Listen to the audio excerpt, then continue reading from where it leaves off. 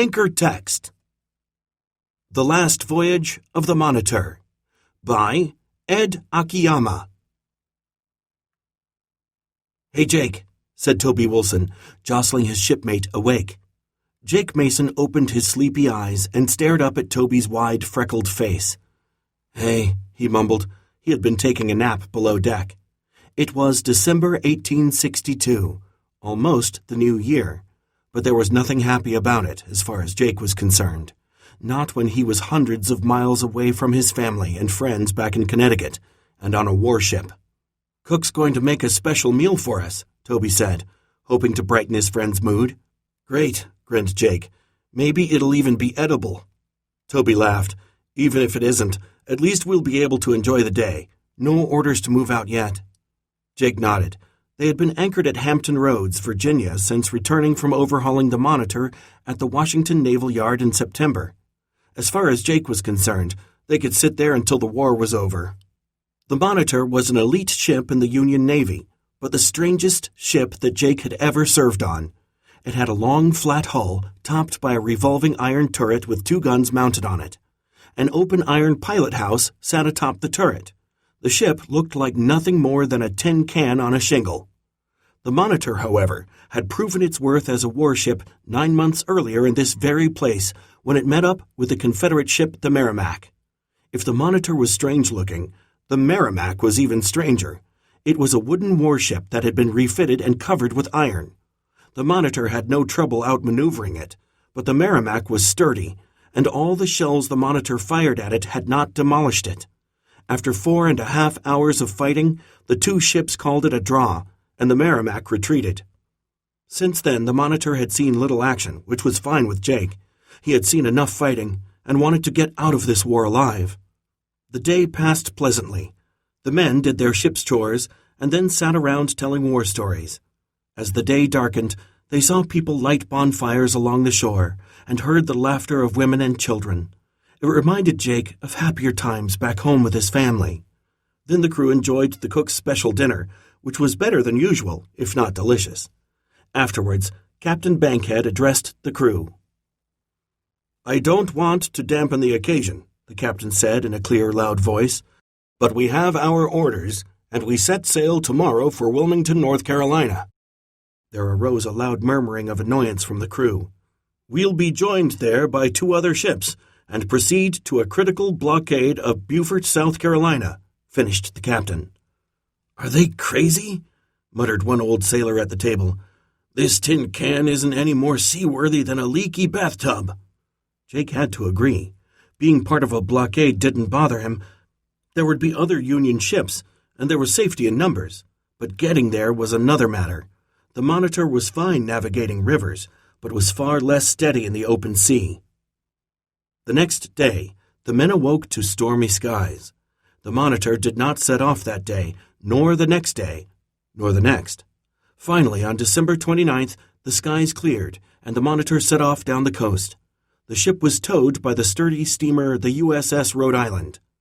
As they drew close to Cape Hatteras, off the outer banks of North Carolina, the weather grew worse. Then, on the very last day of the year, a major storm struck. By nightfall, the winds were intense, and huge waves slapped the deck like watery hands. They reached up as if to drag the ship and its crew down into the dark waters. The captain put a red lantern on the turret to signal the Rhode Island that they were in trouble and might need to be rescued. Water flooded the deck and got into the vents and portals.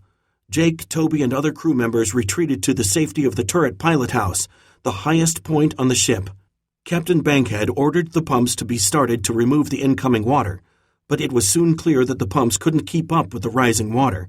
A sailor approached the captain and told him that water was starting to flood into the engine room. Toby gripped Jake's arm. They had both come to a terrible realization. "If the ship goes down and I don't make it, will you get this letter to my wife, Jake?" Toby begged.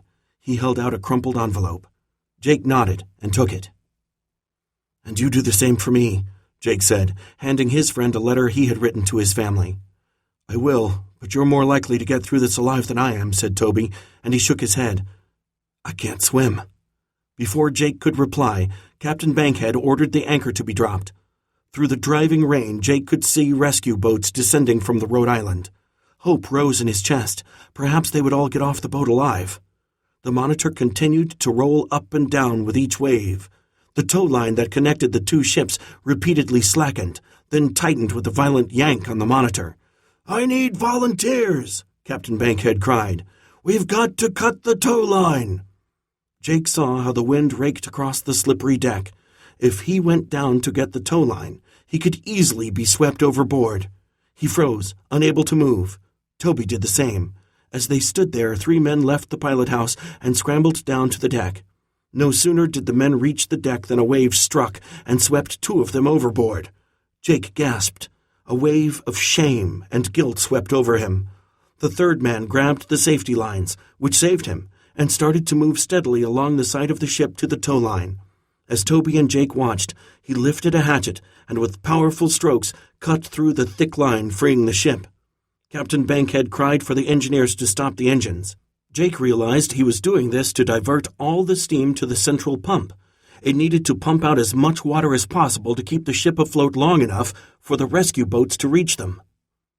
The first rescue boat was drawing near the Monitor. Jake could see the men rowing steadily, struggling against the waves to reach the ship. Captain Bankhead cried, "Get down on deck, lads! We haven't much time!" There was a sudden commotion as Jake, Toby, and the other crew members rushed from the turret. The rescue boat was directly below, and one by one the men climbed down into the waiting boat. It was full before Toby and Jake could reach it, but another rescue boat was right behind. The wind had picked up and prevented the second boat from getting close to the ship. "We'll have to jump for it," cried Jake. I can't," Toby stammered. "I won't make it." "Sure you will," said Jake reassuringly. "It's only a few feet." Toby shook his head. There wasn't time to argue. The man before Jake leapt into the lifeboat, and Jake followed. As he landed in the boat, Jake was caught by a sailor. Jake turned to see Toby at the edge of the Monitor's deck, paralyzed with terror. "Jump, Toby!" Jake screamed. "Jump!" Toby did jump, but he had hesitated too long. The rescue boat had fallen back a bit, and Toby missed it by several feet. Jake saw Toby's head bob up in the roiling waters. He was gasping for air and slapping his arms against the waves that surrounded him. Without thinking, Jake leaped out of the boat and swam through the churning waters. When he reached Toby's side, his friend grabbed him by the shoulders. Jake fought to release himself from Toby's grip. He felt Toby's panic creeping into his own mind. If Toby clung to him that way, he would drag Jake under the water. The men on the boats were yelling words of encouragement. It helped Jake focus on his task. He pushed Toby away and then grabbed him from behind. Toby was still struggling, but he couldn't reach Jake with his hands. Jake began to swim toward the boat with one arm, pulling Toby along with the other. His throat throbbed from the stinging taste of the salt water he had swallowed. As they reached the rescue boat, Jake felt many hands lift him into the boat. He lay there sucking in air as he watched several sailors working on Toby. "He'll be all right," said one sailor, wrapping a blanket around Jake's shivering body. "But you need to bundle up in this blanket and stay warm. That was a brave thing you did, saving that fellow." "I had to," Jake said, as he secured the blanket around himself. "He's my friend." He turned his head to look at the Monitor, but it had sunk below the waves. After what seemed like a lifetime, they finally reached the Rhode Island. Jake and Toby were hustled with the other survivors below deck, where they were given hot tea to drink. "You shouldn't look so glum," said an officer to Jake. "Captain Bankhead," Jake mumbled. "He went down with the ship." "No, he didn't," replied the officer. "He jumped off with a couple of other officers before she foundered. We picked them up in the water. They're cold and exhausted, but they'll be all right." But other men of the Monitor were not so fortunate, Jake later learned. 16 of them drowned. "You saved my life," Toby said to his friend as they sipped their tea. "You would have done the same for me," Jake replied. Toby sat silently for a moment. Then he turned to his friend. "Jake," he asked, "would you mind giving me my letter back?" Jake looked at Toby, and they both laughed. It felt good to be alive.